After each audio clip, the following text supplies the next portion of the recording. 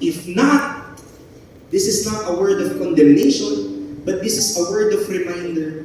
Pwede natin ayusin to para kampihan tayo ng Panginoon. Dahil importante na kinakampihan tayo ng ating Panginoong Jesus. Amen. Kaya tatanong ko lang po ulit, sigurado ka ba nakakampi mo ang Panginoon sa mga ginagawa mo ngayon? Magandang review at may assignment ang iba para gusto natin kakampihan tayo ng Panginoong Jesus. Amen. Sige nga po, minsan papalakpakan natin. Kaya po ang sabi ko dito, go and tell my brethren to go to Galilee and there they will see. Puntahan niyo ako doon.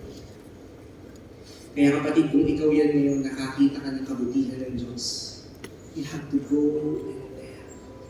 Nakita mo yung miracles ni Lord na ginawa sa buhay. Go and tell. Share the good news. Share God's love. Share God's favor. Pakita mo. Ipagkalat mo, i-chismis mo. You have to go and tell. Sabihin mo lahat ng dapat mong sabihin. Dahil maganda ang ginawa ng Panginoong Jesus sa ating buhay. Kaya po, pwede natin sabihin that God can meet you in your doubting zone. Are you with your doubts right now? Are you living in your doubts right now? Maybe hindi ka makagalaw, maybe hindi ka makaporma,